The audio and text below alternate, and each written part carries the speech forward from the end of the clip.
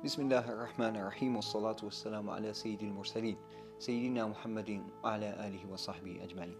En el nombre de Allah, el misericordioso, el compasivo, y que la paz y las bendiciones de Allah sean con nuestro profeta Muhammad, que la paz y las bendiciones de Allah sean con él y con todos los profetas y enviados de Allah. Hermanos, hermanas, bienvenidos a Relatos del Corán. Seguimos aquí hablando de diferentes profetas mensajeros enviados de Allah que han traído el mismo mensaje, esencialmente el mismo mensaje de la unicidad de Allah y la rectitud en nuestras vidas como seres humanos. Hemos estado hablando la última vez de Ibrahim, Abraham, que la paz sea con él. Y hemos estado analizando un pasaje del Corán que habla de una situación que le pasó con su pueblo, una situación que le llevó a unas profundas reflexiones y a cuestionar las tradiciones, las creencias, los rituales, las usanzas e incluso las deidades que adoraban su pueblo en aquella tierra de Mesopotamia tan, digamos, recóndita en el tiempo. Y hoy, inshallah, vamos a seguir con otra situación también de Ibrahim, Abraham, que la paz sea con él. Una situación que se produce con su pueblo también. Y ahora pasa de un diálogo solo con su pueblo y con un entorno más íntimo, digamos, dentro de su pueblo, a ser algo más público y más extendido. Dice Allah, alabado sea, en el pasaje, en el capítulo 21, el capítulo de los profetas, al-Anbiya, dice en la aleya 51, وَلَقَدْ آتَيْنَا إِبْرَاهِيمَ رُشْدَهُ مِنْ قَبْلُ وَكُنَّا بِهِ عَالِمِينَ. Ciertamente, en verdad, anteriormente le dimos a Ibrahim la guía, rushd, y tuvimos conocimiento de él. وَكُنَّا بِهِ عَالِمِينَ. Aquí la palabra rushd es digna de una reflexión, obviamente.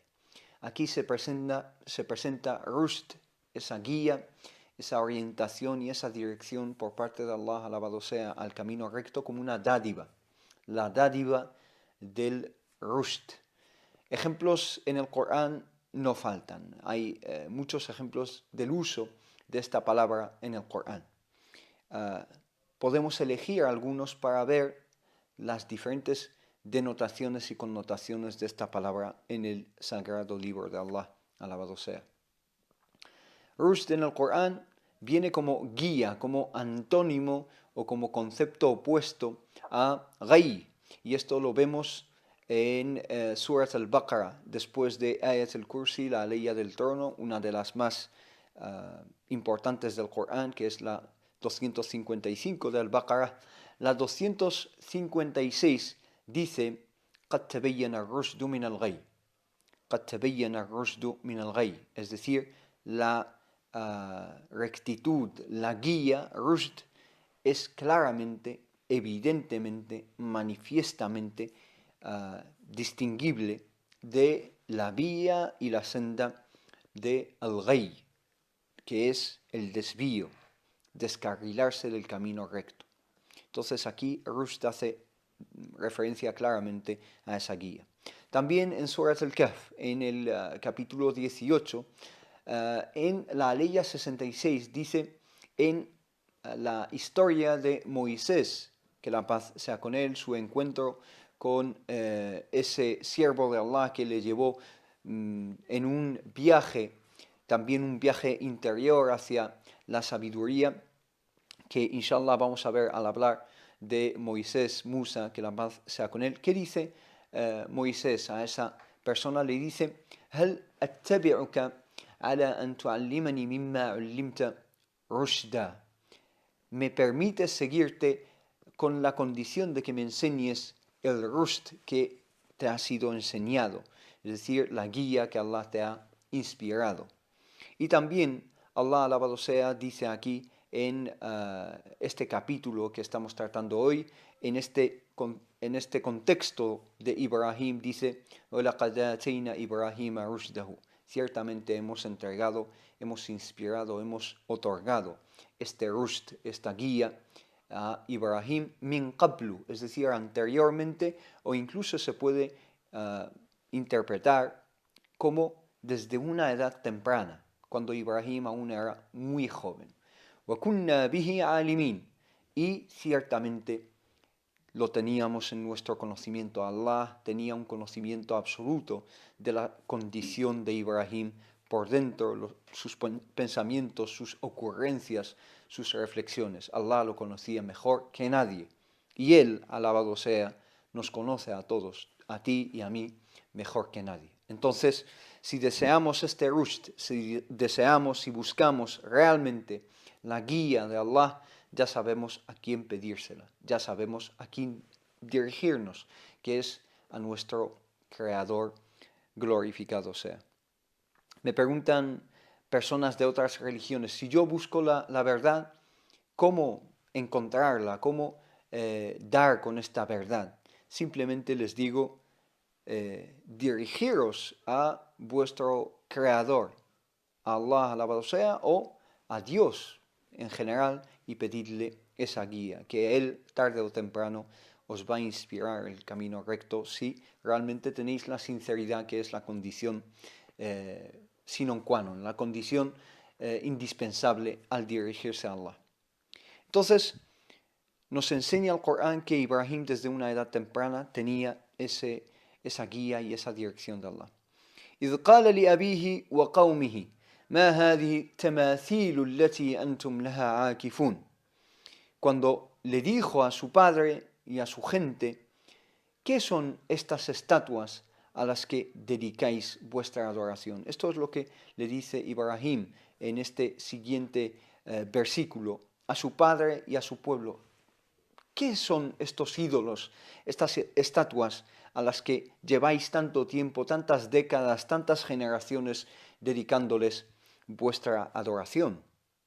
Desde una edad temprana le chocaba ver esa situación, a su pueblo adorar a simples estatuas, santificarlas, venerarlas, dirigirse a ídolos que no les benefician ni les perjudican.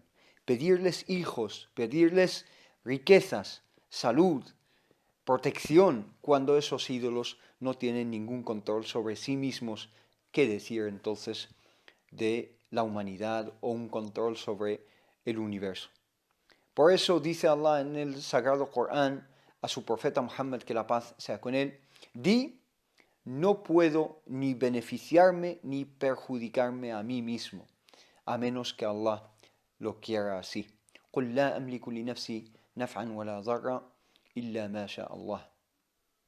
No tengo naf'a, que es un beneficio, ni dar, que es un perjuicio a mí mismo, illa ma sha Allah, excepto aquello que Allah decrete.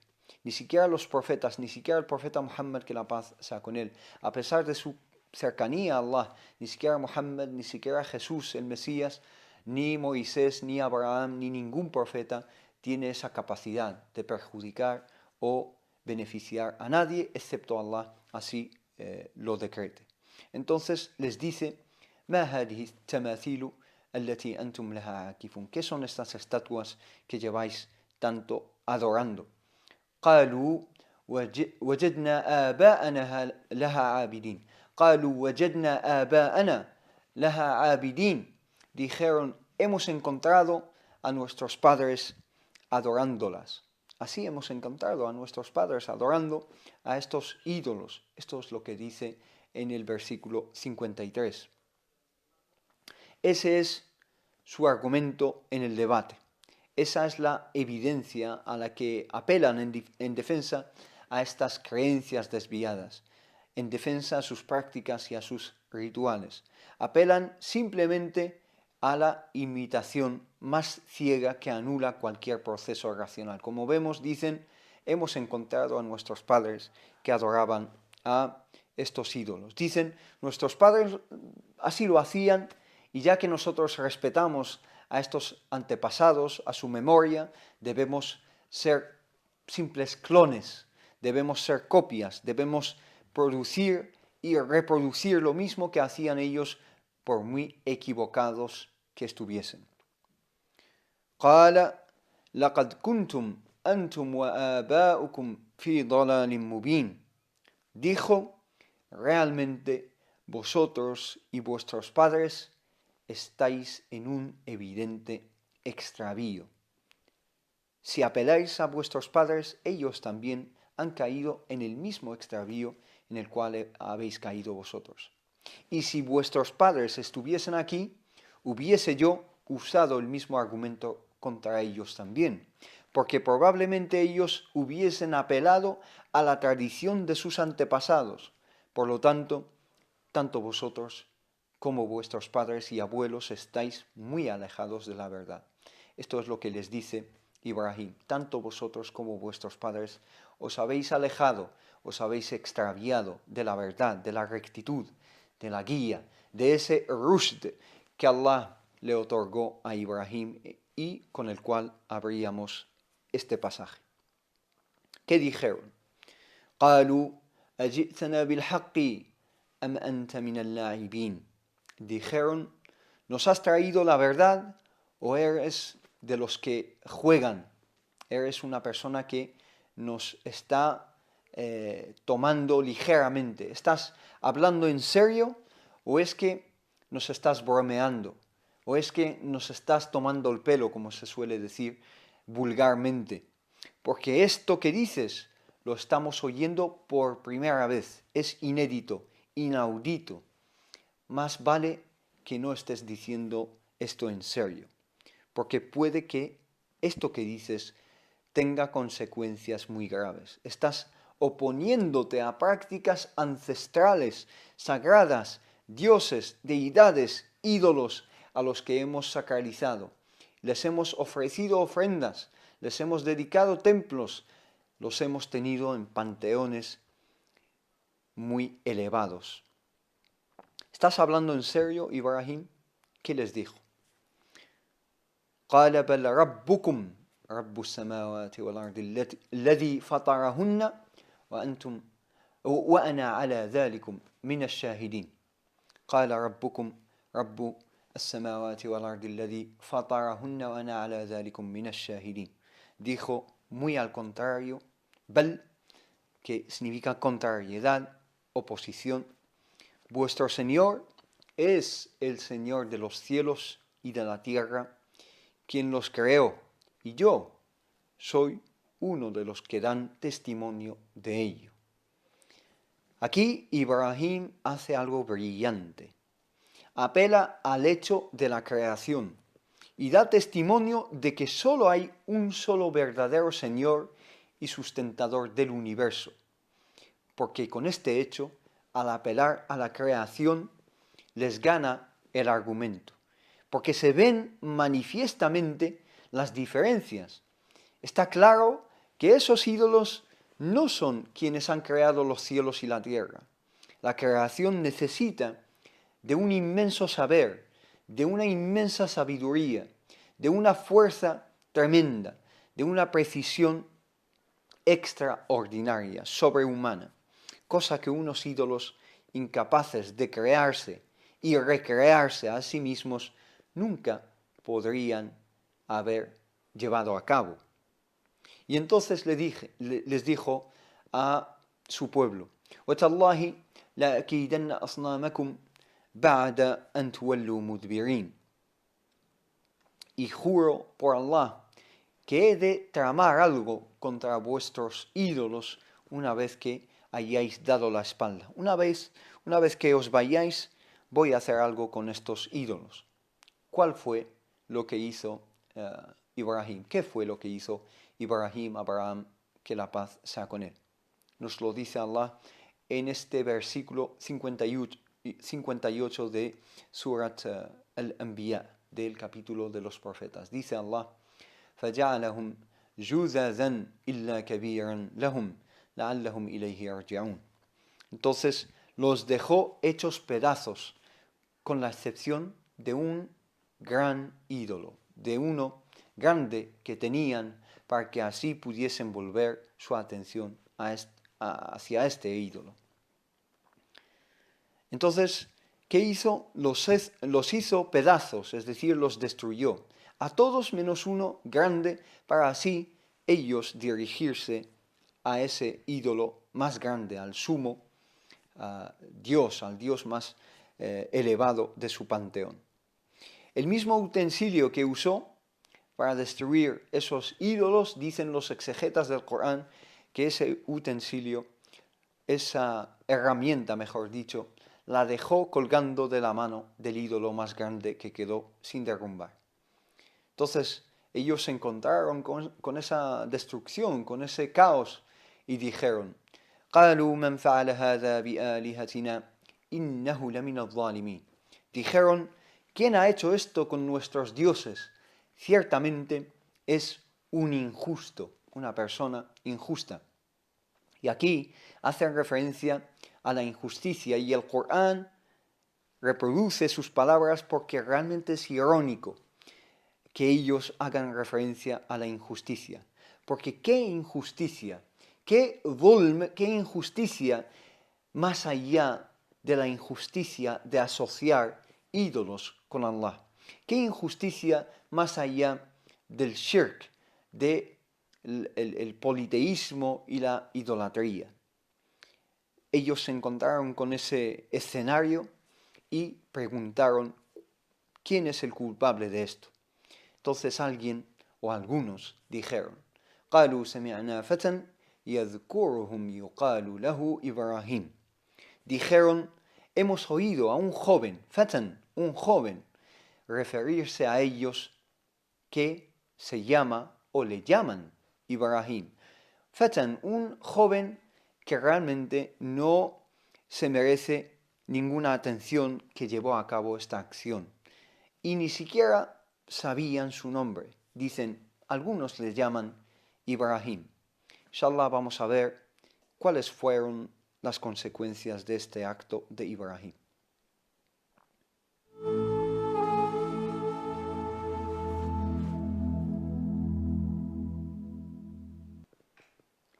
Entonces lo mencionaron Ibrahim, Abraham, que la paz sea con él. Dijeron: hemos oído a alguien que prometía que una vez que nos fuésemos iba a hacer algo con estos dioses, con estos ídolos. Ibrahim. قالوا فأتوا به على أعين الناس لعلهم يشهدون. Dijeron: traedlo a la vista de todos, ante todo el pueblo, quizá pueda ser o puedan atestiguar, el pueblo pueda atestiguar y pueda ser testigo de este juicio que vamos a hacer y que vamos a celebrar. Viene o trae, mejor dicho, a Ibrahim ante el pueblo, ante un juicio, un tribunal, y le dicen: قالوا أنت فعلت هذا بآلهتنا يا إبراهيم. Dijeron: ¿eres tú el que has hecho esto con nuestros dioses, oh Ibrahim? ¿Qué les dijo? La respuesta de Abraham fue muy inteligente y fue reflejo de esa acción premeditada que había hecho. قال بل فعله كبيرهم هذا فاسألوه إن كانوا ينطقون. فاسألوهم إن كانوا ينطقون. Dijo: no he sido yo, ha sido este, el mayor de ellos, el Dios, el ídolo mayor, el que ha hecho esta acción. Preguntadle si es que pueden hablar estos dioses que vosotros os habéis, os habéis adjudicado y habéis nombrado. ¿Y qué hicieron ellos? فرجعوا إلى أنفسهم فقالوا إنكم أنتم الظالمون. Entonces volvieron a sí mismos, volvieron sobre sí mismos y se dijeron entre sí: en verdad sois vosotros los injustos. Al principio tachaban de injusticia los actos de Ibrahim. Decían: quien haya hecho esto está entre los injustos. Son actos de injusticia. Pero ahora, con el argumento de Ibrahim, el argumento que ha presentado ante ellos, que él les ha hecho reflexionar, ven que la verdadera injusticia es más bien la adoración de esos objetos que ellos mismos han fabricado, ellos mismos han creado con sus manos y han nombrado dioses. La verdadera injusticia es apartarse del camino de la fitra, el camino de la predisposición innata a llegar a la conclusión de que solo existe un creador, de que es imposible que una creación que nosotros creamos con nuestras manos haya dado lugar a un cosmos, a un orden, a un universo tan excelso, tan inmenso, tan bello y tan complicado, complejo como es el universo que presenciamos a nuestro alrededor. La injusticia es inventar creencias, inventar rituales, inventar diferentes dioses y creencias que Él, alabado sea, nunca ha revelado a nadie.